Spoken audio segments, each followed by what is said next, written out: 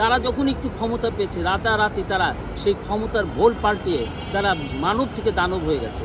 এবং সেক্ষেত্রে আপনি যে নামটি বললেন তার বাবা, এটি পরিপূর্ণ একটি দানবে রূপান্তরিত হয়েছে। যে হঠাৎ করে যদি কেউ রাতারাতি তার মানে টাকা হয়ে যায় বা টাকার খনি পেয়ে যায়, তখন তার চরিত্র, তার চিন্তা সব কিছু পরিবর্তন হয়ে যায়। আমরা আমাদের জুলাই গণ অভ্যুত্থানের উপদেষ্টা হিসেবে আসিফ মাহমুদ ভূঁইয়া যখন এসেছে, তার অবদান ছিল, অবশ্যই তার অবদানকে আমরা অস্বীকার করব না, অস্বীকার করার কোনো সুযোগ নেই।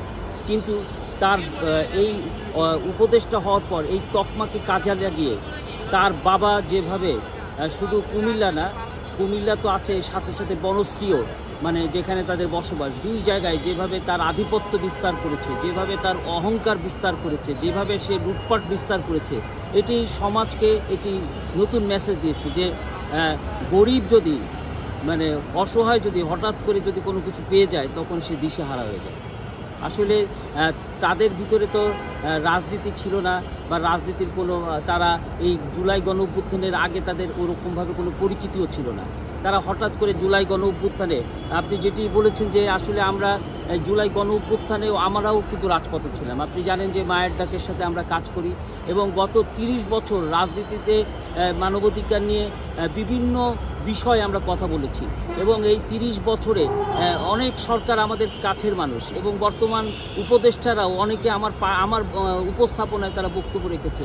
আমি গত 24 বছরে আমি এই সচিবালয় পাশের যে 24 বছর এখানে প্রতিদিন আসি, একদিনও কিন্তু যাইনি। এই জন্য যাইনি যে সচিবালয় কিন্তু আমার কোনো কাজ নেই, আমার কোনো তদবির বাণিজ্য আমি করি না, আমি কাউকে চাকরি দেওয়ার নামে কোনো টাকা করি না। কিন্তু আমি দেখেছি যে অনেক সময় এইখানে দাঁড়িয়ে আমাদেরকে যারা চা খাইয়েছে, বলেছে ভাই এক কাপ চা খেয়ে যান, তারা যখন একটু ক্ষমতা পেয়েছে রাতারাতি তারা সেই ক্ষমতার ভোল পাল্টিয়ে তারা মানব থেকে দানব হয়ে গেছে। এবং সেক্ষেত্রে আপনি যে নামটি বললেন তার বাবা, এটি পরিপূর্ণ একটি দানবে রূপান্তরিত হয়েছে। আমি আশা করব যে মানে পিতার দোষে পুত্র কেন কলঙ্কিত হবে। আমি আসিফ ভূঁইয়াকে বলবো যে আপনার যে ঐতিহ্য, আপনার যে ত্যাগ, এই ত্যাগ এবং এই ঐতিহ্যকে বিবেচনা করে আপনার বাবার বিরুদ্ধে আপনি যথাযথ ব্যবস্থা গ্রহণ করুন, আপনার বাবাকে আইনের আওতায় আনুন, আপনার বাবার বিরুদ্ধে আগে তদন্ত করুন।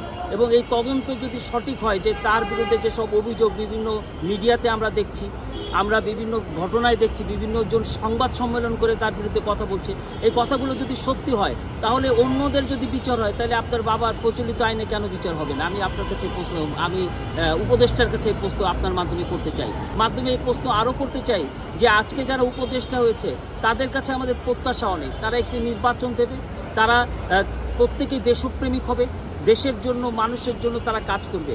এই উপদেষ্টাদের ব্যাংক ব্যালেন্সের হিসাব আমরা দেখতে চাই, আমরা জানতে চাই। এবং এই তফসিল প্রকাশ করার আগে এই যে কজন উপদেষ্টা শপথ নিয়ে 1 বছরের উপরে এখন দায়িত্ব পালন করছে, তাদের প্রত্যেকের মানে ব্যাংক ব্যালেন্স কে কোথায় কি করেছে 1 বছরে, এই হিসাবটা জাতির সামনে তারা প্রকাশ করুক এবং পরিষ্কার করুক, এটি আমি আজকে জানতে চাই।